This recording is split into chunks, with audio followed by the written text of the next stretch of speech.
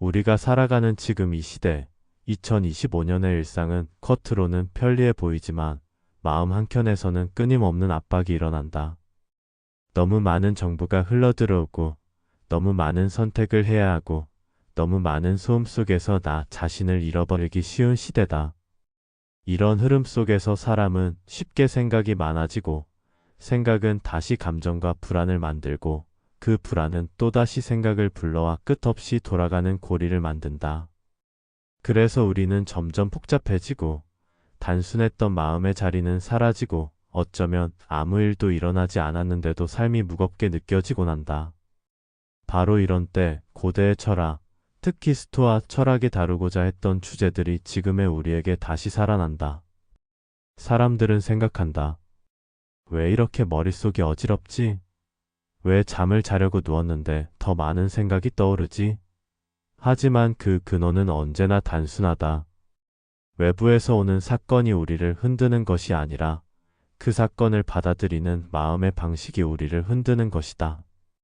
지금 이 순간에도 누군가는 아주 작은 문제 하나에도 마음이 뒤집히고 또 누군가는 같은 문제 앞에서도 차분함을 유지한다. 우리가 통제할 수 있는 것은 사건이 아니라 그 사건을 받아들이는 우리의 시선, 우리의 해석, 그리고 우리의 마음의 움직임이다. 이 철학적 시선은 최근에 갑자기 등장한 것이 아니라 이미 오래전부터 사람의 일생을 관찰한 이들이 깨달은 통찰이다. 그들은 우리에게 말한다. 너의 힘은 내 마음에서 시작된다. 내가 무엇을 바라보느냐에 따라 이 세상은 달라진다. 그래서 지금 우리는 다시금 그 목소리를 들어야 한다. 그리고 그 목소리를 조용히 받아들이며 마음속에서 지금 여기라는 자리를 되찾아야 한다. 우리는 늘 뭔가를 걱정한다. 일어나지 않은 미래를 걱정하거나 이미 지나가 버린 과거를 붙잡거나 일어나지도 않을 상황을 반복해서 머릿속에서 재생한다.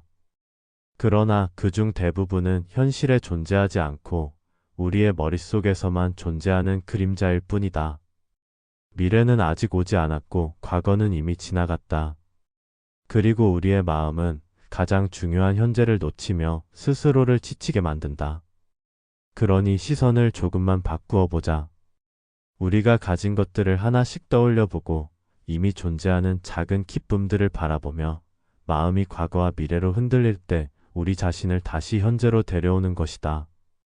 감사함은 단순한 긍정이 아니다. 그것은 마음의 초점을 바꾸는 훈련이며 불필요한 생각을 잠재우는 아주 깊은 내적 도구다. 생각이 많아질 때는 그것이 지금 내 곁을 스치고 지나가는 한 조각의 생각일 뿐이라는 사실을 알아차리는 것이 중요하다. 모든 생각이 진실이 아니며 모든 생각이 나의 본질이 아니다. 그것들은 잠시 머물렀다가 다시 흘러가는 구름과 같다. 그래서 스토아 철학은 말한다. 어떤 생각이 떠오르더라도 그것이 너 자신이라고 착각하지 말라. 너는 생각을 바라보는 자이지 생각 그 자체가 아니다. 생각을 쥐지 말고 잠시 바라보다가 놓아주는 것. 이 간단한 태도는 마음속의 복잡함을 조금씩 정리한다. 생각에 매달리면 생각은 더 끈적하게 달라붙고 생각을 흘려보내면 생각은 스스로 사라진다. 그래서 놓아주는 용기, 그 단순하지만 실천하기 어려운 태도가 지금 우리에게 필요하다. 또한 우리는 결과에 너무 집착한다. 이 일이 성공할까? 혹시 실패하면 어떡하지? 하지만 결과는 언제나 우리가 통제할 수 있는 영역 밖에 있으며 우리가 할 수 있는 것은 과정과 노력뿐이다. 그래서 스토아 철학은 단순히 말한다. 내가 통제할 수 있는 것은 내 행동뿐이다. 결과에 대한 걱정은 우리를 괴롭게 하지만 과정에 집중하면 마음은 차분해진다. 우리는 할 수 있는 일을 최선을 다해야 하면 된다. 그 이후의 흐름은 세상이 맡을 일이다. 생각은 많아지고 감정은 흔들리고 걱정은 쌓일수록 마음은 점점 어지러워진다. 하지만 방향을 다시 잡을 수 있는 힘도 바로 우리 안에 있다. 지금 우리가 할 일은 마음이 흘러가고 있는 방향을 잠시 멈추고 다시 조용히 중심을 잡는 것뿐이다. 지금 이 순간 우리가 할 수 있는 가장 작은 한 걸음이 우리를 생각의 소용돌이에서 꺼내준다. 세상은 우리에게 더 많은 일을 요구하고, 더 많은 역할을 요구하고, 더 많은 성장을 강요한다. 하지만 진짜 성장은 타인의 시선이 아니라 내면의 깊은 자리에서 조용히 피어난다. 진짜 변화는 누군가에게 보여주기 위해 만드는 것이 아니라 나 자신을 다시 되돌아볼 때 만들어진다. 그리고 그 변화는 말로 설명될 필요도 없고 외부에서 박수를 받을 필요도 없다. 그저 삶의 결이 달라지고 태도가 단단해지고 마음이 흔들리지 않는 방향으로 흘러간다는 사실만으로 충분하다. 생각이 쌓일 때 우리는 흔히 자신을 잃어버린다. 하지만 그 순간일수록 우리는 다시 돌아올 수 있다는 사실부터 떠올려야 한다. 이 혼란 속에서도 우리는 다시 중심을 회복하는 법을 배울 수 있다. 우리의 마음은 혼란을 견디는 힘도 다시 세워지는 힘도 모두 갖고 있다. 다만 그것을 꺼내 쓰지 않을 뿐이다. 그러나 우리가 일상 속에서 느끼는 복잡함은 단순히 생각에 많고 적음만으로 설명되지 않는다. 그것은 삶을 바라보는 태도에서 시작되고 우리가 무엇을 붙잡고 무엇을 놓아주지 못하는지에 따라 더 깊은 층위로 내려간다. 때로는 지나간 사건을 붙잡고 놓지 못해 마음이 무거워지고 때로는 오지 않은 미래를 미리 걱정하며 스스로를 지치게 만들기도 한다. 하지만 그렇게 우리를 짓누르는 모든 것들은 실제가 아니라 생각 속에서 만들어진 그림자일 뿐이라는 사실을 깨닫는 순간 마음의 무게는 서서히 풀린다. 지금 이 순간 우리의 마음을 가장 크게 흔드는 것은 생각의 반복이다. 단 하나의 걱정이 시작되면 그 걱정은 꼬리를 물며 비슷한 걱정들을 끌어오고 머릿속을 가득 채워 결국 우리는 내가 만든 생각의 방에서 스스로를 가둬버린다. 하지만 이러한 생각의 소용돌이에서 빠져나오는 방법은 역설적이게도 떠오르는 모든 생각을 통제하려 하지 않는 것이다. 떠오르는 생각을 막으려고 애쓸수록 생각은 더 거세지고 잡으려 할수록 더 빠져나간다. 그래서 필요하다는 것은 억제도 부정도 아닌 관찰이다. 생각을 관찰한다는 것은 그 생각을 평가하거나 옳고 그름을 붙이는 것이 아니라 그저 흐르는 대로 두고 한 발짝 떨어져 바라보는 태도다. 이렇게 거리를 두고 보면 우리가 어찌할 수 없는 생각들이 자연스럽게 소멸해 간다. 왜냐하면 본래 생각은 머물 수 없는 성질을 갖고 있기 때문이다. 우리가 붙잡을 때만 생각은 무거워지고 우리가 놓아줄 때 생각은 가벼워진다. 이 단순한 진리를 이해하는 순간 우리는 생각의 주인이 아니라 생각에 끌려가는 존재에서 다시 주체적인 자리로 돌아오게 된다. 이 과정에서 중요한 것은 지금의 나에게 다시 돌아오는 것이다. 어떤 사람은 생각이 너무 많아지며 자신이 마치 장애물을 넘지 못하는 무기력한 존재처럼 느껴진다. 하지만 사실 우리는 이미 수없이 많은 순간을 견뎌왔고 살아냈고 앞으로도 그렇게 살아갈 힘을 가진 사람들이다. 우리가 있는 것은 능력이 아니라 기억이다. 내가 얼마나 많은 어려움을 견뎌왔는지, 얼마나 많은 생각의 폭풍 속에서도 결국 다시 중심을 찾았는지를 잊을 때 마음은 흔들린다. 우리가 할 일은 완벽해지는 것이 아니다. 완벽한 마음을 가질 필요도 없다. 다만 흔들릴 때 다시 중심으로 돌아오는 능력을 조금씩 키워가면 된다. 삶은 결코 흔들림이 없는 길이 아니며 오히려 흔들림 속에서 중심을 찾아가는 반복의 과정이 삶이다. 스토아 철학도 바로 이 점을 강조한다.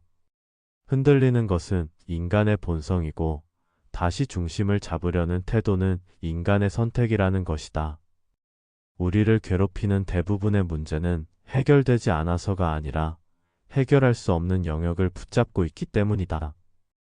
우리는 타인의 생각을 통제할 수 없고 세상의 변화도 마음대로 할 수 없다. 하지만 그 모든 것의 한가운데서 지금 내가 어떤 시선을 가질 것인지는 온전히 나에게 속해 있다. 이것을 받아들이는 순간 우리는 외부의 요동에서 조금씩 자유로워지기 시작한다. 이제 우리는 질문해야 한다. 이 생각이 정말 지금의 나에게 필요한가? 이 걱정이 지금 내가 할 수 있는 일에 도움이 되는가? 대부분의 경우 그 답은 아니오다. 그 사실을 깨닫는 것만으로도 마음의 소음은 조금씩 줄어든다. 마음이 복잡할 때 우리는 흔히 뭔가 대단한 해답을 찾으려고 한다. 하지만 진짜 해답은 엄청난 비밀이 아니라 아주 단순한 사실 속에 있다. 내가 붙잡고 있는 것 중 상당수가 사실 붙잡지 않아도 될 것이라는 진실. 그리고 그 사실을 인정하는 순간 우리는 복잡함 속에서 빠져나올 작은 문을 발견하게 된다. 이 문은 크지 않다. 그러나 그 문을 발견하고 지나가는 순간 그동안 나를 짓누르던 많은 생각들이 조용히 아주 조용히 사라져간다. 그러나 마음의 소음이 조금 잦아든다고 해서 곧바로 삶이 명확해지는 것은 아니다. 조용해진 자리에는 또 다른 질문이 천천히 떠오른다. 그렇다면 나는 어디로 가야 하는가? 어떤 마음으로 오늘을 살아야 하는가? 우리는 모두 각자의 자리에서 최선을 다해 살아가지만 때로는 그 노력조차 방향을 잃을 때가 있다. 그렇게 방향을 잃은 채로 서 있을 때 스토아 철학은 조용히 우리에게 이렇게 속삭인다. 너의 삶은 너의 시선이 만들어낸다. 어떤 날은 하루가 너무 무겁게 느껴지고 아무리 해도 앞으로 나아가는 것 같지 않을 때가 있다. 하지만 그 모든 감정들은 결과가 아니라 과정의 일부일 뿐이다. 과정은 때로 엉켜 있고 때로 멈추어 있으며 때로 우리를 시험한다. 하지만 모든 과정에는 흐름이 있고 그 흐름을 다시 잡기 위해 필요한 것은 생각보다 단순하다. 아주 사소한 행동 하나, 오늘 할 수 있는 작은 노력 하나, 나 자신을 다시 바라보는 짧은 순간 하나. 우리가 지나온 삶을 돌아보면 마음은 수없이 무너졌지만 그 무너진 자리에서 일어난 순간들도 분명히 있었다. 그 순간들은 결코 거창하지 않았다. 누군가는 창문을 열고 찬 바람을 맞으면서 마음을 다시 정리했고, 누군가는 짧은 산책에서 스스로를 다시 되찾았고, 또 어떤 이는 아주 사소한 말 한마디에서 방향을 바꾼다. 회복은 큰 의지가 아니라 작은 결심에서 시작된다. 스토아 철학은 이런 회복의 힘이 바로 우리 안에 있다고 말한다. 외부의 상황이 변해야 내가 편해지는 것이 아니라 내가 다시 중심으로 돌아올 때 인생은 조금씩 달라진다. 삶이 완벽해서 편안해지는 것이 아니라 편안해질 수 있는 생각을 선택할 때 삶이 부드러워진다. 그리고 결국 우리는 이런 사실에 도달한다. 나를 흔드는 것은 사건이 아니라 그 사건을 바라보는 나의 눈이다. 이 진실을 깊이 받아들일 때 우리는 삶의 가장 중요한 주도권을 되찾게 된다. 때로는 모든 것이 혼란스러워 보이는 날이 있다. 하지만 혼란은 실패가 아니라 정리의 전 단계다. 방이 가장 어지러울 때는 정리를 막 시작했을 때이며 마음도 마찬가지다. 마음이 엉켜 있다는 사실은 오히려 지금이 정리의 순간임을 알려주는 신호다. 이 신호를 무시하면 생각은 계속 우리를 끌고 다니지만 신호를 받아들이면 마음은 우리가 다시 이끌어갈 수 있는 길을 허락한다. 그리고 그 길의 첫걸음은 이렇게 말하는 것에서 시작된다. 지금의 나는 지금의 나로 충분하다. 이 말을 받아들일 수 있을 때 비로소 우리는 삶에서의 과도한 분석을 내려놓고 오늘이라는 시간을 있는 그대로 맞이할 수 있다. 무엇을 더 가져야만 완성되는 것이 아니라 지금의 나를 인정할 때 삶은 더 깊고 단단해진다. 그렇게 마음의 방을 조금씩 정리하는 과정 속에서 우리는 마침내 중요한 사실 하나를 깨닫는다. 나는 생각에 밀려다니는 존재가 아니라 생각의 흐름을 선택할 수 있는 존재라는 것. 이 깨달음은 거창하지 않지만 삶을 바꾸는 힘을 지니고 있다. 마음이 소란스러울 때 돌아올 수 있는 진짜 자리, 외부가 흔들릴 때도 지켜낼 수 있는 내 안의 중심, 그 중심이 바로 우리가 잃어버렸다고 믿었던 평온이다. 그리고 이 평온은 지금도 이 글을 읽고 있는 너의 내면 한가운데에서 조용히 숨쉬고 있다. 우리는 종종 삶에서 평온함이란 특별한 순간에만 찾아오는 어떤 선물처럼 느낀다. 바람이 잦아들고 일이 모두 정리되고 더 더 이상 힘겨운 일이 남아있지 않을 때 찾아오는 것이라고 생각한다. 하지만 진짜 평온은 그런 조건의 결과가 아니라 혼란 한가운데서도 선택할 수 있는 태도다. 어떤 날은 모든 게 엉망처럼 보이고 생각은 복잡하게 얽혀 있어 어디서부터 풀어야 할지조차 모르겠지만 그 순간에도 우리는 아주 작은 선택을 할 수 있다. 스스로를 비난하는 대신 지금의 나는 최선을 다하고 있다고 말하는 선택. 걱정으로 미래를 미리 색칠하는 대신 지금 내가 할 수 있는 한 걸음은 무엇인가를 바라보는 선택. 삶을 문제로 보는 대신 과정으로 받아들이는 선택. 이 작고 조용한 선택들이 모여 마음의 방향을 바꾼다. 그리고 이 방향을 바꾸는 힘은 거창한 철학 이론이나 거대한 결심에서 오지 않는다. 오히려 아주 사소한 순간, 아주 소박한 생각에서 시작된다. 잠시 호흡을 고르고 눈을 감았을 때 지금이 느껴지는 순간, 지쳐있는 마음에게 괜찮다고 속삭이는 순간, 하루를 마치며 스스로에게 부드럽게 등을 두드려주는 순간, 그 작은 친절들이 어둡고 무거운 생각의 흐름을 조금씩 밝고 단단한 흐름으로 바꿔준다. 스토아 철학이 말하는 평온은 감정이 없는 상태가 아니다. 분노도 느끼고 두려움도 느끼고 불안도 느끼지만 그 감정들이 나의 중심을 흔들지 않게 지켜내는 힘이다. 삶이 나를 앞으로 밀어붙일 때에도 힘든 감정이 파도처럼 밀려올 때에도 나는 내 안의 중심을 다시 찾을 수 있다는 믿음이다. 그래서 우리는 지금 이 자리에서 다시 묻는다. 지금의 감정을 억누르는 대신 어떻게 바라볼 것인가? 우리는 감정을 억누를 필요도 없고 완벽하게 통제하려 애쓸 필요도 없다. 감정은 파도와 같아서 밀려오면 자연스럽게 언젠가는 빠져나가기 마련이며 우리가 할 일은 그 파도 위에서 스스로를 잃지 않는 것이다. 그리고 그 잃지 않는 힘은 감정을 없애려는 마음이 아니라 감정을 있는 그대로 바라보는 마음에서 비롯된다. 어떤 감정이든 스스로에게 이렇게 말해줄 수 있다. 아, 지금 나는 이런 감정을 느끼고 있구나. 이 감정은 나를 해치러 온 것이 아니라 나에게 무언가를 알려주러 온 것이구나. 조금 불편하지만 괜찮다. 곧 지나갈 것이다. 이렇게 스스로를 이해하고 품어주는 순간, 감정은 더 이상 나를 휘두르는 폭풍이 아니라 한번 스쳐 지나가는 바람이 된다. 그리고 바람이 지나가고 나면 마음 깊은 곳에 조용히 잠들어 있던 평온이 다시 드러난다. 평온은 얻는 것이 아니다. 평온은 기억하는 것이다. 이미 우리 안에 있는 힘을, 우리가 잊고 지냈던 중심을 다시 떠올리는 것이다. 그리고 이 깨달음 위에서 우리는 또 하나의 중요한 진실과 마주한다. 오늘 하루가 완벽하지 않아도 나는 충분히 괜찮은 사람이다. 이 사실을 진심으로 받아들일 때 삶은 조금씩 가벼워지고 마음은 천천히 숨을 되찾기 시작한다. 잠시 구름이 가려도 태양이 사라지는 것이 아니듯 잠시 흔들려도 나라는 존재의 가치는 변하지 않는다. 우리가 잊었던 것은 바로 그 단순한 진실이다. 하지만 삶이라는 길 위에서 우리가 가장 자주 착각하는 것이 있다. 그것은 마음의 평온은 특별한 순간에만 찾아온다는 잘못된 믿음이다. 마치 모든 문제가 해결되고 아무도 나를 힘들게 하지 않고 내 삶이 완벽하게 정리된 뒤에야 비로소 평온이 온다고 생각한다. 그러나 실제로 그런 날은 거의 오지 않는다. 삶은 늘 움직이고 어려움은 예고 없이 찾아오고 감정은 날씨처럼 수시로 변하며 우리는 그 변화의 한가운데서 살아간다.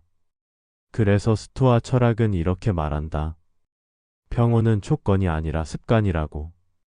특별한 순간에 도착하는 목적지가 아니라 날마다 작은 순간 안에서 수없이 다시 선택해야 하는 태도라고. 우리는 어느샌가 마음이 복잡해지면 왜 나는 이렇게 쉽게 흔들릴까라고 스스로를 탓한다. 하지만 흔들리는 것은 잘못이 아니다. 흔들리는 건 살아있다는 증거이며 감정을 느낄 수 있다는 것은 아직도 나의 내면이 살아 숨쉬고 있다는 신호다. 문제는 흔들림이 아니라 흔들릴 때 나를 잃어버리는 것이다. 그래서 우리는 담담하게 스스로에게 물어야 한다. 나는 왜 지금 이렇게 불안할까? 무엇이 나를 이렇게 조급하게 만들었을까? 지금의 감정 속에는 어떤 진실이 담겨 있을까? 이 질문들은 나를 비난하기 위한 것이 아니다. 오히려 나를 이해하기 위해, 나를 돌보기 위해, 그리고 나를 다시 중심으로 데려오기 위해 필요한 질문들이다. 감정은 나를 공격하는 적이 아니다. 감정은 나에게 신호를 보내는 안내자이다. 불안이 찾아오면 너 지금 너무 앞서가고 있어. 조금 천천히 가도 괜찮아. 분노가 올라오면 너 지금 지치고 상처받았구나. 내 마음이 보호를 필요로 하고 있어. 슬픔이 찾아오면 이제 잠시 멈춰도 괜찮아. 쉬어가도 괜찮아. 감정은 늘 무언가를 알려준다. 우리가 그 신호를 싸워서 밀어내려 할 때 감정은 폭풍이 되지만 우리가 그 신호를 듣고 받아들일 때 감정은 조용히 잦아든다. 스토아 철학은 감정을 억누르라는 철학이 아니다. 감정이 나의 주인이 되지 않도록 관찰하라는 철학이다. 즉, 내가 감정의 노예가 되는 것이 아니라 감정이 나에게 가르침을 주고 지나가도록 허락하는 태도다. 그리고 이 태도는 우리가 생각하는 것보다 훨씬 강력하다. 삶을 바꾸는 힘은 큰 사건에서 오는 것이 아니라 지금 이 순간을 어떻게 바라보는지에서 온다. 우리는 늘 큰 변화를 꿈꾸지만 실제로 삶을 바꾸는 것은 아주 작은 선택들이다. 걱정이 밀려와도 숨을 한번 천천히 들이마시고 내보내는 것. 내일의 불안보다 오늘의 한 걸음을 선택하는 것. 스스로를 비난하는 대신 잠시 이해해주는 것. 타인의 말에 흔들리기보다 내 안의 목소리를 다시 들어주는 것. 이 작은 선택들이 모여 어느 순간, 어느 날 나는 깨닫게 된다. 내 마음은 예전보다 덜 흔들리고 있다. 예전의 나라면 무너졌을 상황인데 이제는 중심을 잃지 않는다. 조금씩, 아주 조금씩 나는 단단해지고 있다. 그 깨달음이 찾아오는 순간 우리 안에서 조용하지만 확실한 변화가 시작된다. 삶의 폭풍은 사라지지 않지만 그 폭풍 속에서 흔들림을 견디는 힘이 자란다. 그리고 그 힘은 우리를 더 나은 삶으로 이끈다. 더 단단한 내면으로, 더 깊은 평온으로, 더 명확한 시선으로. 어쩌면 우리가 그토록 찾던 평온은 멀리 있던 것이 아니라 언제나 우리 안에 있었는지도 모른다. 단지 우리가 너무 많은 생각 속에 가려져 그것을 보지 못했을 뿐. 우리가 내면의 평온을 잃어버리는 이유는 사실 거창하지 않다. 대부분 사소한 순간에서 시작된다. 누군가의 말 한마디, 예상치 못한 일정 변경, 원치 않는 메시지 하나, 기대가 어긋난 작은 경험 하나. 그 작은 파문이 마음속에서 커지고 그 파문을 붙잡고 또 붙잡으며 머릿속에서는 이미 거대한 폭풍이 자라난다. 마르쿠스 아우렐리우스는 이런 순간마다 항상 같은 말로 자신을 붙잡았다. 지금 내 마음이 흔들리는 이유는 사건이 아니라 그 사건을 바라보는 나의 생각 때문이다. 이 문장은 2025년을 사는 우리에게도 정확하게 들어맞는다. 지금 우리의 삶은 끝없는 소식, 빠른 비교, 즉각적인 반응을 요구하는 사회 속에 있다. 누군가는 이미 앞서가고 있고, 누군가는 더 많이 벌고 있고, 누군가는 더 완벽한 삶을 살아가는 것처럼 보인다. 우리는 하루에도 수십 번씩 다른 사람들의 삶을 들여다보고 그 삶의 속도에 내 속도를 억지로 맞추려 한다. 그러다 지치고 흔들리고 자신을 잃는다. 하지만 아우렐리우스는 2000년 전 이미 이렇게 말해 놓았다. 타인의 삶은 너의 기준이 아니다. 너의 마음은 너의 기준으로 다스려야 한다. 우리가 평온을 잃어버리는 가장 큰 이유는 바로 남의 속도에 내 삶을 맞추는 것이다. 그래서 필요한 것은 세상을 줄이는 것이 아니라 세상을 보는 나의 시선을 다시 세우는 일이다. 누구나 힘들다는 말을 듣기보다 왜 이렇게 약하냐는 말을 더 두려워한다. 누구나 흔들렸다는 사실보다 흔들리는 모습을 들킬까 하는 걱정이 더 크다. 이것이 바로 우리를 더 지치게 하는 굴레다. 아우렐리우스는 말했다. 남들이 너를 어떻게 보는지는 아무 소용이 없다. 중요한 것은 내가 너를 어떻게 보느냐이다. 하지만 우리는 늘 거꾸로 살아간다. 타인의 시선에는 예민하면서 정작 내 마음의 소리는 잘 듣지 않는다. 타인의 판단에는 온 감각을 열어두면서 정작 내 감정의 경고에는 귀를 막아버린다. 그래서 우리는 자꾸 멀어지는 것이다. 내가 누구인지, 무엇을 원하고 무엇을 포기해야 하는지, 어디로 가고 싶은지. 아우렐리우스는 끊임없이 자기 자신에게 되물었다. 그의 책 명상록은 사실 누군가를 위해 쓴 책이 아니다. 자신의 마음을 관찰하며 흔들릴 때마다 다시 중심으로 돌아가기 위해 쓴 내면의 일기였다. 그는 혼자 있는 밤마다 자신의 생각, 감정, 선택을 다시 바라보고 이 감정은 나를 단단하게 하는가, 약하게 하는가? 이 판단은 나의 본질과 맞는가? 세상의 소음에 휘둘린 건가?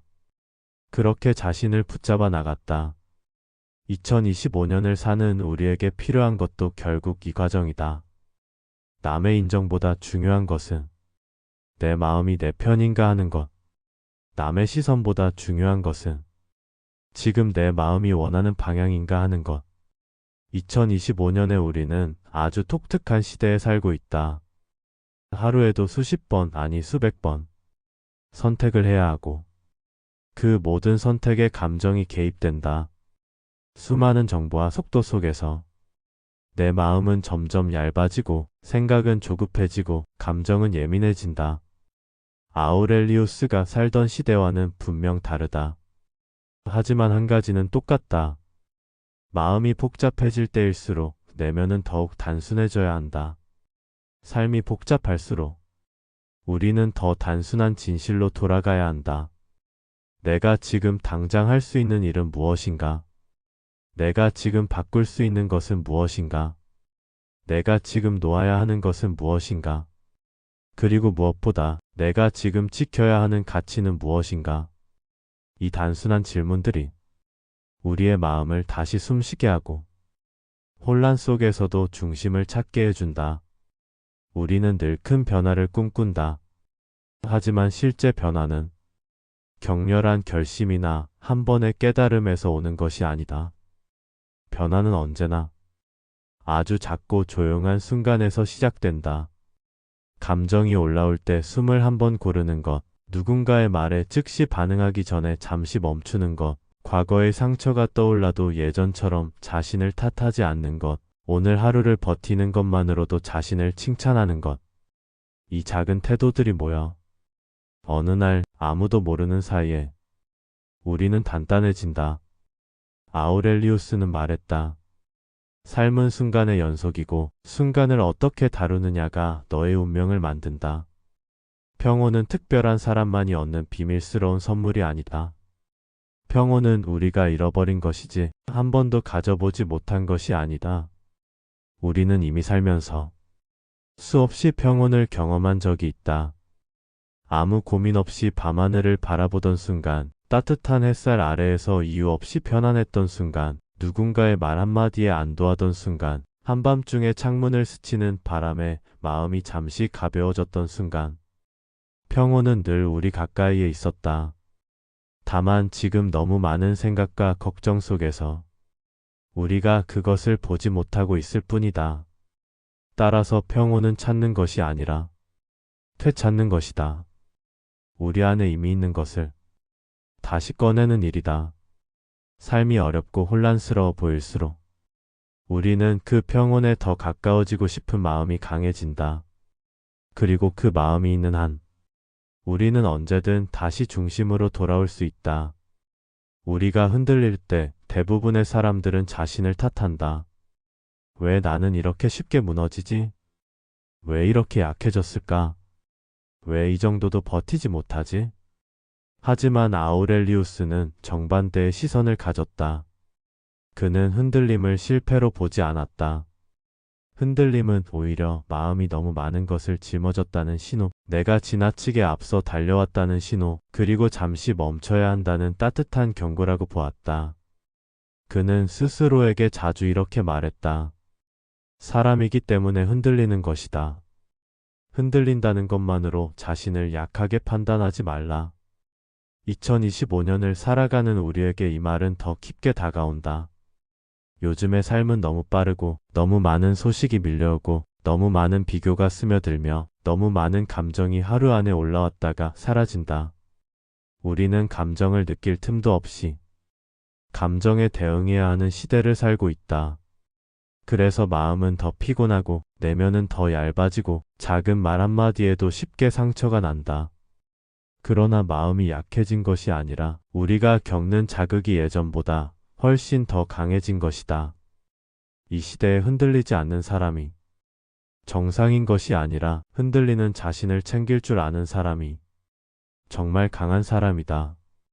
스트레스와 비교의 시대에서 내 마음을 지키는 법. 아우렐리우스는 황제였지만 그 역시 끊임없이 비교와 압박 속에 살았다. 국가의 운명, 전쟁, 역병, 정치적 공격, 배신말. 그는 누구보다 거대한 스트레스 속에 있었고, 그럼에도 매일 밤 자기 마음을 들여다보았다. 그는 깨달았다. 외부의 압박은 멈추지 않는다. 멈출 수 있는 것은 오직 나의 반응뿐이다. 이 말은 오늘 우리에게 그대로 적용된다. 우리는 세상의 속도를 조절할 수 없다. 타인의 기준을 없앨 수도 없다. 세상의 소음은 끊이지 않는다. 하지만 그 속에서 내 마음이 어느 곳에 기대어 있는지는 우리가 선택할 수 있다. 거센 파도는 계속 오지만 그 파도 앞에서 내가 서 있는 태도는 내가 결정하는 것이다. 자책 대신 인정, 억누름 대신 관찰. 가장 힘든 순간은 감정이 아니라 감정을 억누르는 자신과 싸울 때이다. 이 감정 느끼면 안 돼. 이 상황에서 이런 기분이면 안 돼. 아직도 이런 문제로 흔들리는 나 정말 한심하다. 하지만 아우렐리우스는 이렇게 말한다. 감정은 적이 아니다. 감정은 지나가는 손님이다. 다만 그 손님이 집주인이 되게 하지 말라. 감정을 없애려 하면 감정은 더 강해진다. 감정을 판단하면 감정은 더 깊어진다. 그러나 감정을 있는 그대로 관찰하면 그 감정은 조용히 말한다. 나는 내가 괜찮지 않다는 걸 알려주려고 왔다. 그 순간 감정은 더 이상 적이 아니다. 감정은 나를 치유로 이끄는 표지가 된다. 평온은 감정 없는 상태가 아니라 흔들림 속의 중심이다. 많은 사람이 오해한다. 평온은 감정이 사라져서 아무 느낌도 없는 상태라고. 하지만 그것은 기계가 되는 것이지 평온이 아니다. 아우렐리우리우스가 말한 평온은 완전한 무감각이 아니라 감정의 파도가 있어도 침몰하지 않는 상태이다. 즉 파도는 오되 나는 흔들리되 가라앉지는 않는 상태이다. 2025년을 사는 우리에게 이 관점은 더욱 중요하다. 감정이 깊어지는 시대, 정보가 넘치는 시대, 사람 간의 연결이 많아 보이지만 실제로는 더 멀어진 시대. 이런 시대의 평온은 감정을 없애는 것이 아니라 감정이 우리를 이끌지 못하게 하는 것이다. 감정이 오면 아, 내가 지금 지쳤구나. 아, 이 상황이 내 안에 어떤 약점을 건드렸구나. 아, 나는 지금 인정받고 싶은 마음이 적지 않구나. 이렇게 관찰하는 순간 우리는 비로소 감정의 주인이 된다. 내면의 목소리를 다시 듣는 순간 2025년 우리는 너무 많은 소리를 동시에 듣고 있다. 뉴스, 댓글, 영상, 메시지, 알림, 콘텐츠, 비교, 평가. 이 모든 소리가 하루 종일 마음속을 채운다. 하지만 정작 가장 중요한 소리는 점점 들리지 않는다. 그것은 바로 내 마음의 속삭임이다.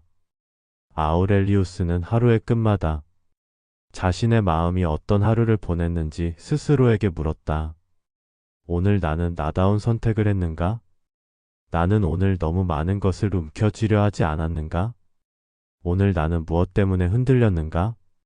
그 흔들림 속에서 나는 무엇을 배웠는가? 이 질문들은 겉으로는 단순하지만 실제로는 삶의 방향을 바꾸는 힘을 가지고 있다. 우리도 다시 물어야 한다. 오늘 내 마음은 어떤 하루를 살았을까?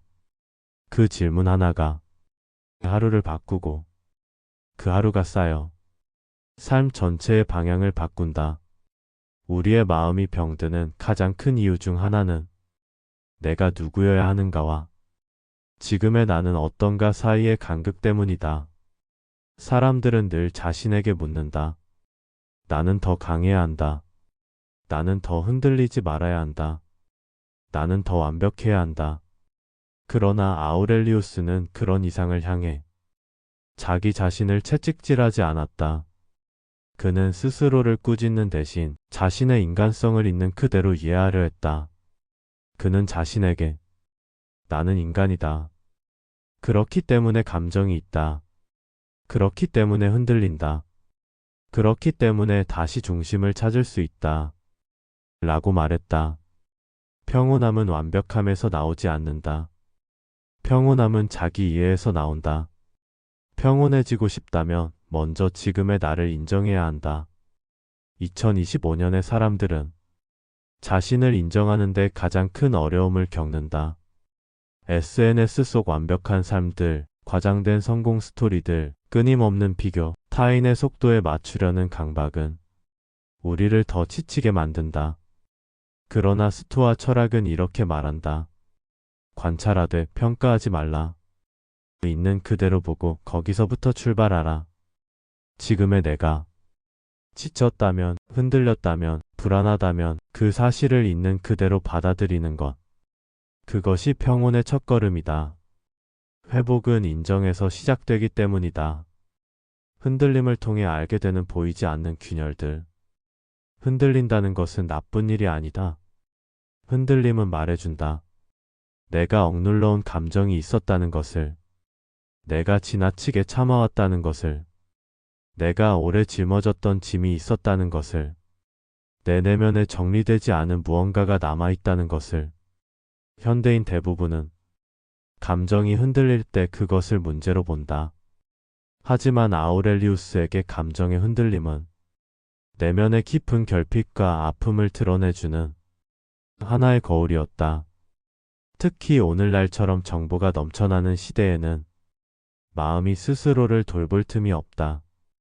우리는 너무 많은 책임을 지고 너무 많은 사람에게 기대를 받고 너무 많은 사람을 실망시키지 않으려 한다.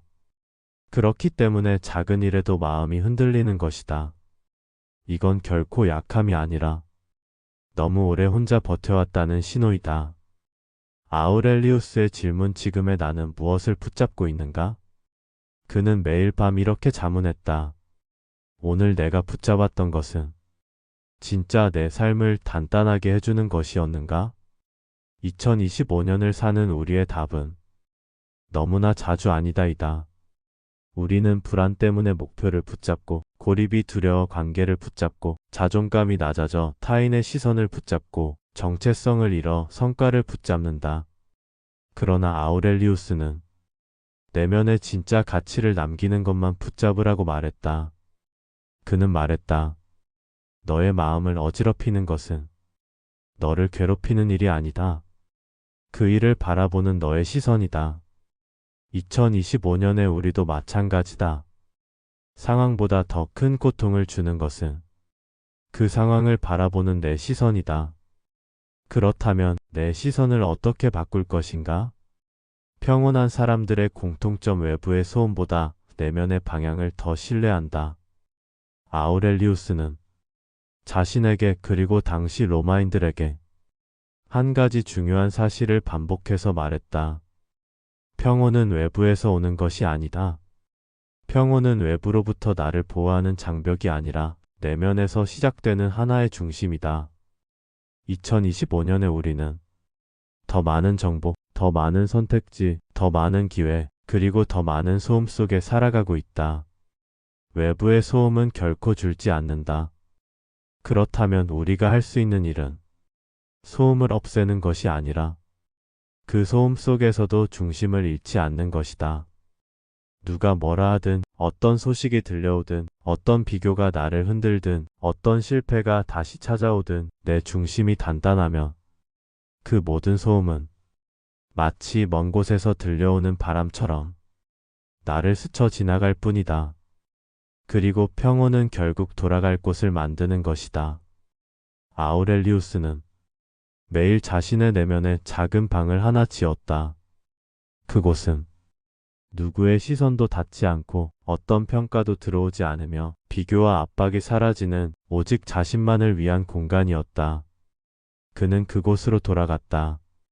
하루를 버텨낸 마음을 내려놓고 그날 느낀 감정들을 정리하고 자신이 흔들린 이유를 차분히 바라보며 다시 내일을 맞을 힘을 축적했다.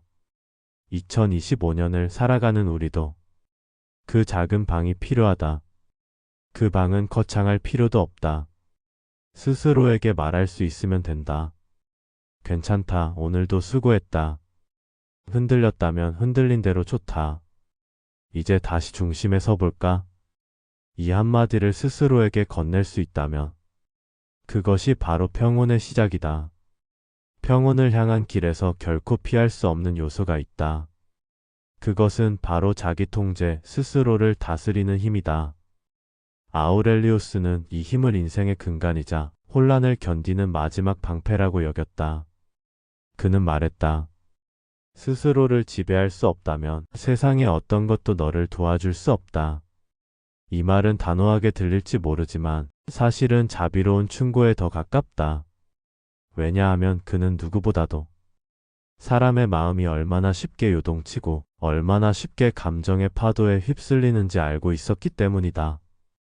그는 스스로에게 매일 경고했다. 감정의 파도는 막을 수 없다. 하지만 그 파도에 휩쓸릴지 아니면 파도 위에서 균형을 잡을지는 내가 선택하는 것이다. 자기 통제는 억압이 아니라 우선순위의 재정렬이다.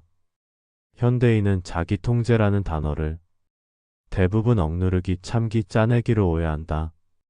하지만 아우렐리우스가 말한 자기 통제는 감정을 억압하는 힘이 아니라 내면의 질서를 다시 세우는 힘이었다. 그는 스스로에게 이렇게 말했다. 너의 감정은 너를 무너뜨리려 온 것이 아니라 너에게 지금 무엇이 중요한지 묻기 위해 온 것이다. 이 말을 오늘 우리의 삶에 대입해보면 그 의미가 뚜렷해진다. 우리는 너무 많은 일에 동시에 반응하려 한다. 너무 많은 책임, 너무 많은 해야 할 일, 너무 많은 소식, 너무 많은 타인의 감정. 그 속에서 우리는 무엇을 먼저 붙잡아야 하는지 헷갈리게 된다. 자기 통제란 그 혼란 속에서 나에게 가장 중요한 것이 무엇인지 다시 분류하는 과정이다. 지금 당장 반응해야 하는 일인가? 아니면 잠시 놔두어도 되는가? 이것이 진짜 나를 위하는 일인가? 아니면 불안이 시킨 행동인가? 이 질문을 통해 혼란은 질서가 되고 감정은 방향이 된다. 감정을 부정하면 감정은 더 깊어진다. 현대인들은 감정을 부정하는데 너무 익숙하다. 이런 기분 느끼면 안 되지. 지금 흔들릴 때가 아니야. 이 정도도 못 버티면 어떡해 해. 하지만 아우렐리우스는 말했다. 감정을 거부하면 감정은 더 깊은 곳에서 힘을 키운다. 그는 감정을 다루는 가장 좋은 방법은 감정과 싸우는 것이 아니라 감정을 관찰하는 것이라고 했다. 관찰은 무기력한 행위가 아니다. 관찰은 이해이고 이해는 통제의 첫 단계다. 화가 날 때, 마음이 불안할 때, 질투가 올라올 때, 자책이 밀려올 때 그 감정을 억누르지 말고 차분히 바라보는 것. 아, 내가 지금 이런 감정을 느끼고 있구나. 왜 이런 감정이 지금 나타났을까? 이 감정은 나에게 무엇을 알려주려는 걸까? 이 질문을 던지는 순간, 감정은 더 이상 적이 아니다. 감정은 내면의 나침반이 된다. 진짜 강함은 감정을 없애는 것이 아니라 감정에 휘둘리지 않는 것이다. 2025년을 사는 우리는 너무 많은 외부 자극에 노출되어 있다. 그래서 작게 흔들리는 것조차 어떤 사람들에게는 큰 부담처럼 느껴진다. 하지만 아우렐리우스는 강함을 이렇게 정의했다. 강함이란 감정이 없는 상태가 아니라 감정 속에서도 방향을 잃지 않는 상태이다. 즉, 평온한 사람은 감정이 없는 사람이 아니라 감정이 있어도 중심을 잃지 않는 사람이다. 현대의 심리학에서도 이 정의는 완전히 일치한다. 감정은 사라질 수 있는 대상이 아니라 다루어야 하는 대상이다. 그리고 그 다루는 힘이 바로 자기 통제이다. 그 자기 통제는 다시 평온으로 이어진다. 평온은 만들어지는 것이지 주어지는 것이 아니다. 많은 사람들은 평온을 마치 하늘에서 가끔 내려오는 선물처럼 여긴다. 하지만 아우렐리우리우스는 평온을 훈련의 결과라고 보았다. 그는 매일 아침 자신에게 말했다. 오늘의 나를 지키기 위한 마음의 훈련이 필요하다. 그리고 매일 밤 침묵 속에서 이렇게 되물었다. 나는 오늘 내 마음의 주인이었는가? 2025년을 사는 우리에게도 이 질문은 여전히 유효하다. 평온은 하루에 한 번, 조용히 멈추어 서는 시간에서 시작된다. 그 짧은 시간 속에서 우리는 오늘 흔들렸던 마음을 정리하고 내일의 마음을 준비한다. 그리고 이런 순간들이 쌓일수록 삶은 조금씩 단단해진다. 평온은 그렇게 축적되는 것이다. 우리는 모두 삶의 역경을 두려워한다. 고통이 찾아오는 건 여전히 낯설고 상실은 매번 새로운 방식으로 아프며 혼란은 언제나 예고 없이 찾아온다. 그러나 역경이 찾아올 때마다 우리는 잊고 난다. 고통 또한 우리를 변화시키기 위해 찾아온 손님이라는 것을. 아우렐리우스는 삶의 가장 혹독한 순간에서조차 자신을 탓하거나 세상을 미워하지 않았다. 그는 고통을 통해 자신이 무엇을 더 붙잡고 있었는지, 어떤 기대가 자신을 올감했는지, 어떤 집착이 마음을 무겁게 만들었는지 차분히 들여다보았다. 그에게 역경은 자신의 내면을 더 정제하는 시간이었고 삶의 목적을 다시 확인하는 과정이었다. 그는 말했다. 삶은 너를 시험하지 않는다. 삶은 너에게 너 자신을 비춰주는 거울을 건넬 뿐이다. 삶의 고통이 나를 무너뜨리는 것이 아니라 나를 드러내는 것일 때. 아우렐리우스가 황제로 살았던 시대는 오늘 우리가 겪는 삶보다 훨씬 더 잔혹하고 불확실했다. 전쟁, 역병, 배신, 음모, 죽음. 그는 그 모든 한복판에 서 있었다. 그럼에도 그는 이렇게 말했다. 고통은 나를 약하게 만드는 것이 아니라 내 안에 무엇이 있는지를 드러낼 뿐이다. 이 말은 2025년을 살아가는 우리에게 그 어느 때보다 필요하다. 지금 우리가 겪는 불안, 수많은 선택의 부담, 끝없이 쏟아지는 정보, 멈추지 않는 비교와 경쟁. 이 모든 것은 우리를 흔들지만 우리의 핵심을 뽑아가지는 않는다. 흔들리면 흔들린 만큼 내 안에 무엇이 중요한지 더 선명해진다. 삶의 고통은 우리를 시험하는 것이 아니라 우리가 어디에 기댔는지를 보여주는 것이다. 혼란 속에서 태어나는 내면의 리더십. 아우렐리우스는 황제였기 때문에 누군가에게 리더십을 배울 필요도 없었다.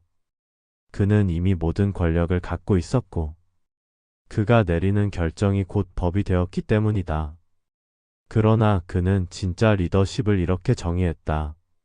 리더십은 타인을 다루는 기술이 아니라 자신을 다루는 능력이다. 그는 국가를 다스리기 전에 자신의 감정과 마음부터 다스리려고 했다. 오늘 우리가 흔들릴 때 필요한 것도 바로 이 태도이다. 밖이 혼란하면 대부분의 사람들은 밖을 고치려고 한다. 하지만 진짜 리더는 먼저 자기 내부에서 질서를 회복한다. 아우렐리우스가 역경 속에서도 흔들리지 않았던 이유는 그가 강해서가 아니라 그가 자신의 마음을 가장 먼저 다스릴 줄 알았기 때문이다. 2025년을 살아가는 우리 역시 삶의 혼란 속에서 먼저 마음의 리더가 되어야 한다. 외부의 상황보다 우리가 택하는 내면의 태도가 삶을 결정한다. 아우렐리우스는 수많은 역경 속에서도 한 가지 사실을 놓치지 않았다. 고통은 외부에서 오지만 그 고통을 어떻게 해석할지는 나의 몫이다. 이 말은 스토아 철학의 핵심과도 맞닿아 있다. 통제 가능한 것과 통제 불가능한 것의 구분. 외부 사건은 통제할 수 없다. 그러나 내 반응은 통제할 수 있다. 성공은 통제할 수 없다. 그러나 노력은 통제할 수 있다. 사람의 말은 통제할 수 없다. 그러나 그 말에 내가 얼마나 마음을 내어줄지는 통제할 수 있다. 삶의 흐름은 통제할 수 없다. 그러나 그 흐름 위에서 내가 어떤 태도로 살아갈지는 통제할 수 있다.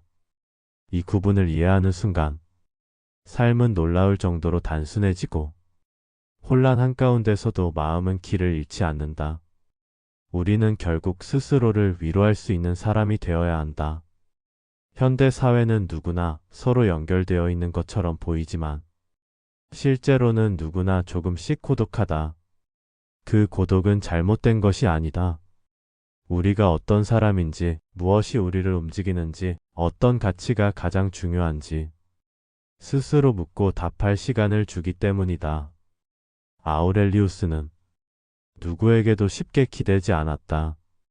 그는 자신 안에 작은 쉼터를 만들고 그곳에서 스스로를 다독였다. 그는 말했다. 너를 가장 잘 위로할 수 있는 이는 언제나 너 자신이어야 한다. 2025년을 살아가는 우리 역시 스스로에게 가장 가까운 위로자가 되어야 한다.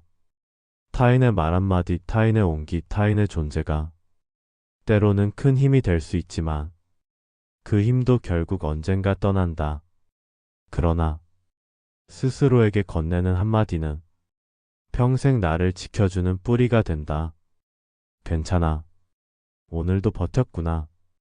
흔들렸다면 그만큼 노력했던 거야. 다시 시작하면 돼. 이 짧은 문장이 위기에서 우리를 붙잡아 준다. 자신을 다독이는 법을 아는 사람은 쉽게 무너지지 않는다. 우리가 무너질 때는 상황 때문에 무너지는 것이 아니라 스스로를 돌볼 힘이 바닥났을 때 무너진다. 아우렐리우스는 매일 자신을 돌보았다. 그는 마음을 정리했고, 감정을 가라앉혔고, 자신에게 솔직했고, 자신을 꾸짖지 않았고, 스스로에게 질문했다.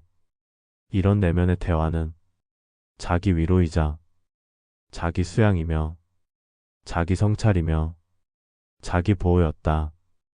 그리고 그 과정이 쌓여 그는 거대한 혼란 속에서도 중심을 잃지 않았다. 2025년을 살아가는 우리에게도 그런 내면의 대화가 필요하다. 누구에게 보여주기 위한 말도 아니고 누군가에게 증명하기 위한 말도 아니라 오직 나를 위한 조용한 대화. 그 대화가 쌓이면 사람은 더 쉽게 무너지지 않는다. 더 쉽게 휘둘리지 않는다. 더 쉽게 지치지 않는다. 더 쉽게 흔들리지 않는다. 삶에서 가장 어려운 순간은 큰 실패가 찾아왔을 때가 아니다. 오히려 더 힘든 것은 아무 변화도 없는데 마음만 조용히 무너져가는 순간들이다. 겉으로 보기엔 모든 게 평온해 보이고 누구도 내 고통을 알아채지 못하는 그 시간들. 남들에게는 아무 일도 아닌 것처럼 보이지만 나에게는 마음 깊은 곳에서 작은 균열이 생기는 순간들. 성장이란 그 작은 균열을 외면하지 않고 조용히 들여다보는 용기에서 시작된다. 아우렐리우스는 매일 밤 하루 동안 생긴 미세한 흔들림을 정확하게 기록했다. 그는 작은 흔들림 하나도 놓치지 않았다. 그 흔들림이 쌓이면 마음을 무너뜨릴 수 있다는 걸 그는 누구보다 잘 알았기 때문이다. 2025년을 사는 우리도 마찬가지다. 거대한 사건보다 작은 피로가 쌓여 무너지는 시대. 한 번의 충격보다 조금씩 조금씩 마음이 야위어 가는 시대. 그래서 더욱 필요한 건 화려한 용기가 아니라 조용한 용기다. 조용한 용기가 강한 이유. 조용한 용기는 누구에게 보여주기 위한 것이 아니다. SNS에 인증할 수도 없다. 남들이 박수를 쳐줄 일도 아니다. 조용한 용기는 혼자 있을 때 더 선명해진다. 누구에게도 보이지 않는 자리에서 스스로를 세워 올리는 과정이다. 오늘 겨우겨우 일어났다면 그것도 용기다. 아무도 모르게 한숨을 토했지만 그래도 이어서 살아보려 했다면 그것도 용기다. 마음이 흔들렸지만 감정을 다잡기 위해 조용히 나 자신을 돌아보았다면 그것도 용기다. 아우렐리우스가 말한 용기는 전장에서의 칼과 방패가 아니었다. 그는 말했다. 가장 큰 용기는 자신의 내면을 마주하는 데 있다. 우리는 흔히 용기를 크고 거창한 행동으로 착각한다. 하지만 가장 진짜 용기는 묵묵히 삶을 이어가려는 마음에서 나온다. 성장이란 이전과는 다른 선택을 할 용기이다. 성장은 감정의 변화가 아니다. 성장은 지식의 증가도 아니다. 성장은 시간의 흐름만으로 이루어지지 않는다. 성장은 이전에는 하지 못했던 선택을 오늘 내가 해내는 데서 시작된다. 아우렐리우스는 수많은 위기 속에서도 자신이 어떤 선택을 해야 하는지 늘 스스로에게 물었다. 그리고 그는 깨달았다. 사람은 본능적으로 익숙한 선택을 한다는 사실을.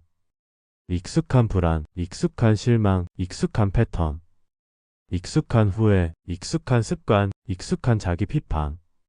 하지만 성장은 그 익숙한 길을 벗어나는 용기에서 시작된다. 2025년을 사는 우리에게도 이 말은 절대적으로 맞다. 늘 참아왔던 사람이 이번에는 조용히 선을 그을 때 그게 성장이다.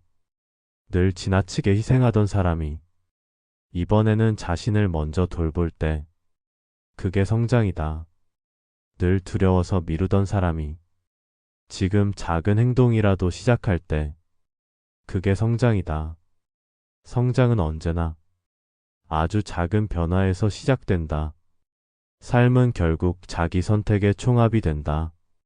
우리가 살고 있는 삶은 우리가 택한 선택들이 쌓여 만들어진다. 누구의 탓도 아니라 누군가의 책임도 아니라 결국은 내가 해왔던 선택의 흐름이다. 아우렐리우스는 삶의 가장 힘든 순간일수록 자신의 선택을 더 천천히 바라보려고 했다. 그는 말했다.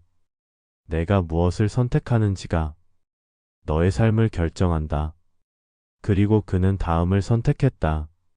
상황보다 태도를 선택했고, 혼란보다 중심을 선택했고, 반응보다 이해를 선택했고, 충동보다 절제를 선택했고, 타인의 시선보다 자신의 양심을 선택했다. 2025년의 우리 역시 매일 선택의 기로에 서 있다. 불안과 평온 사이, 집착과 놓아줌 사이, 자책과 용서 사이, 비교와 자기이해 사이, 충동과 침착함 사이. 어떤 선택을 반복하느냐에 따라 삶은 완전히 달라진다. 아우렐리우스의 의미심장한 조언. 자기 자신에게 예의를 갖추어라.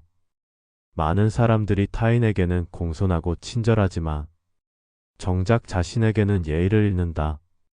다른 사람의 실수에는 관대하면서 자신의 실수에는 잔인하고 남에게는 따뜻한 위로를 건네면서 자신에게는 차가운 비난을 퍼붓는다.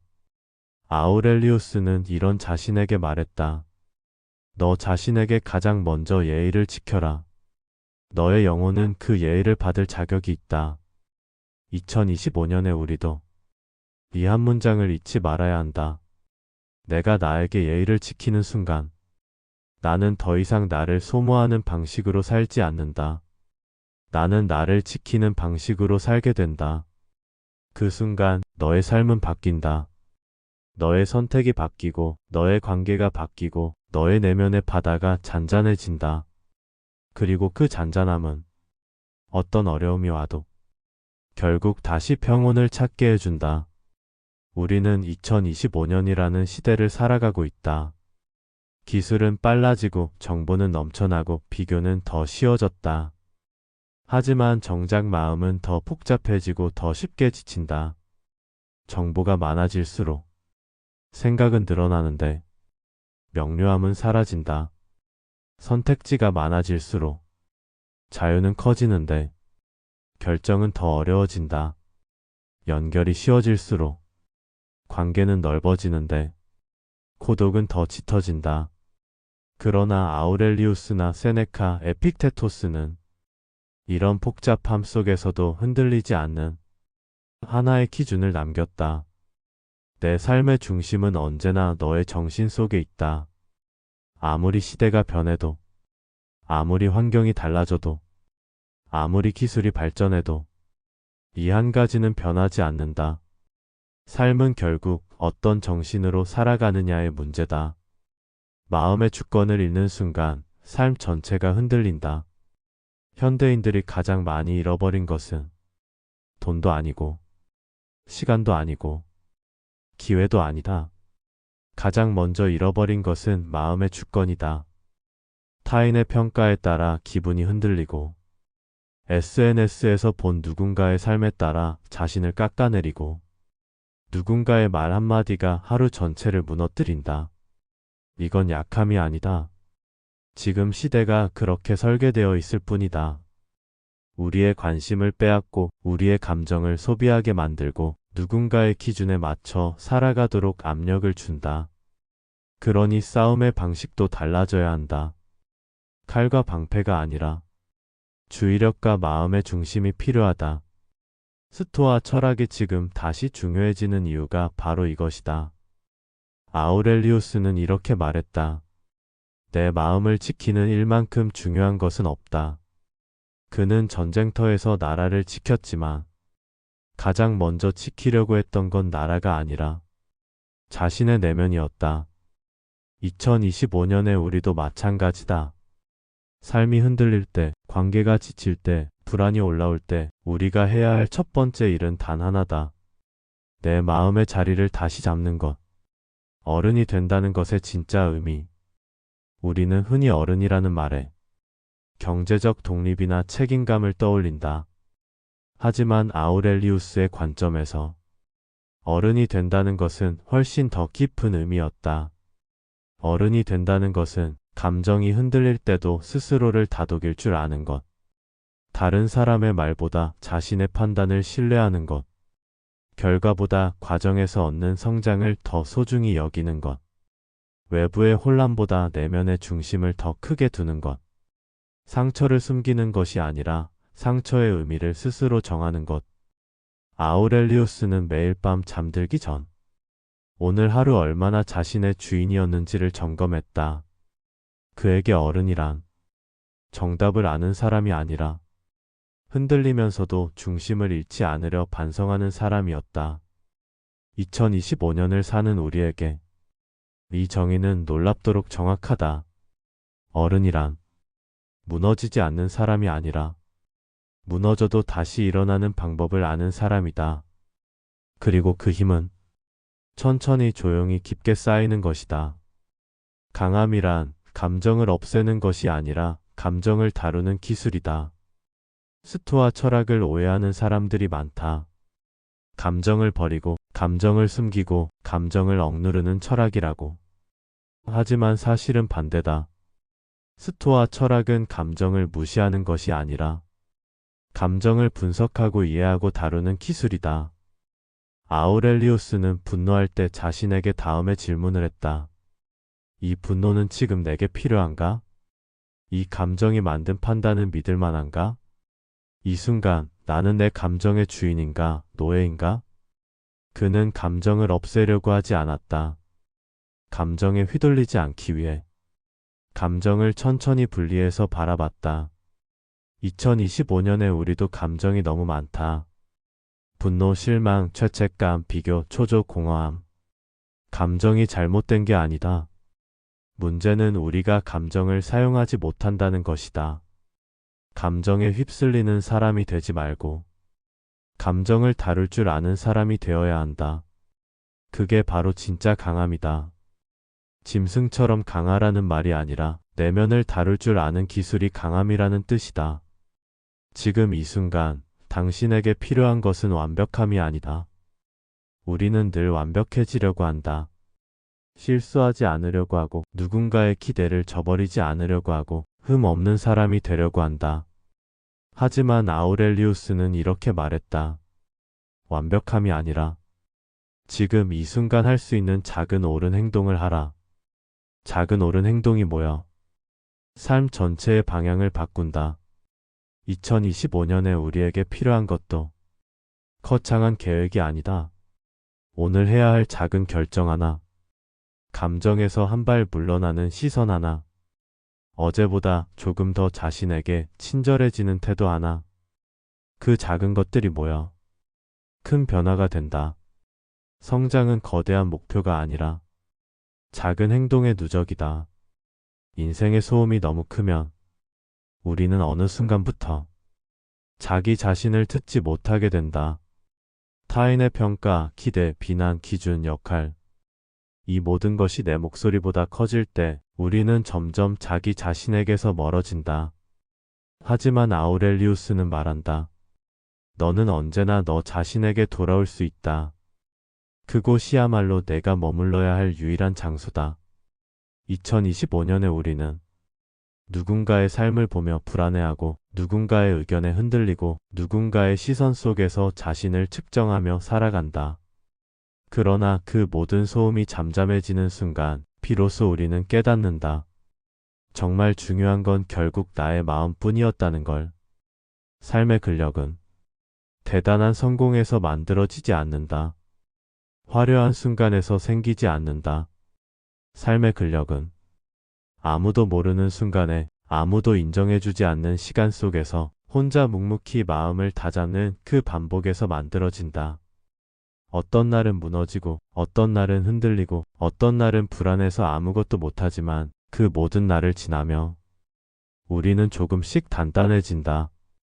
강함은 타고나는 것이 아니라 살아내면서 만들어지는 것이다. 내면의 평온은 삶의 마지막 안전지대다. 아우렐리우스가 마지막으로 남긴 말들 중 가장 많은 사람들의 마음을 움직인 문장이 있다. 내면의 평온을 지키는 사람은 그 어떤 폭풍 속에서도 무너지지 않는다. 여기서 말하는 폭풍은 우리가 살아가는 2025년의 현실과 너무 닮아 있다. 갑작스러운 감정의 폭풍, 인간관계 속에서 생긴 균열, 예측 불가능한 미래, 끝없는 비교, 이유 없이 찾아오는 공허함, 가슴을 조여오는 압박감, 그리고 우리는 어느 순간 묻는다. 나는 왜 이렇게 쉽게 흔들릴까? 하지만 사실 흔들리는 건 당연한 일이다. 흔들리는 건 인간이라는 증거다. 중요한 건 흔들리지 않는 것이 아니라 흔들릴 때 돌아올 곳을 만들어 두는 것이다. 그곳이 바로 내면의 평온이다. 내면의 평온은 명상을 오래 한다고 생기지 않는다. 완벽해져야 생기는 것도 아니다. 내면의 평온은 하루 동안 스스로를 이해하려고 했던 마음, 흔들렸지만 끝내 다시 중심을 잡으려는 노력, 남들과 비교하지 않고 자신의 포폭으로 걸으려는 태도에서 생긴다.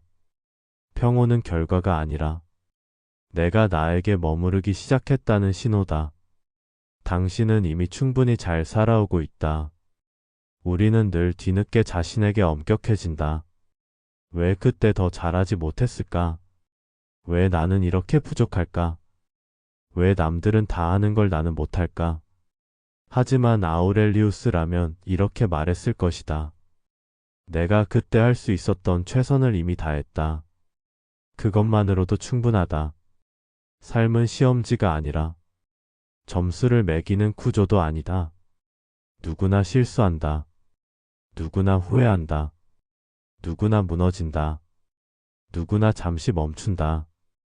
중요한 건 그 모든 과정을 지나며 당신이 더 깊어지고 더 단단해지고 더 자기답게 변해왔다는 사실이다. 당신은 지금도 충분히 잘 살아가고 있고 앞으로도 더 잘 살아갈 것이다. 왜냐하면 당신은 계속 성찰하는 사람이기 때문이다. 성찰하는 사람은 절대로 무너지지 않는다. 조금 늦을 뿐 끝내 다시 일어선다. 지금까지의 모든 사유는 어떤 거창한 철학 수업이 아니라 당신의 삶을 위한 것이었다. 철학은 어렵지 않다. 철학은 멀리 있지 않다.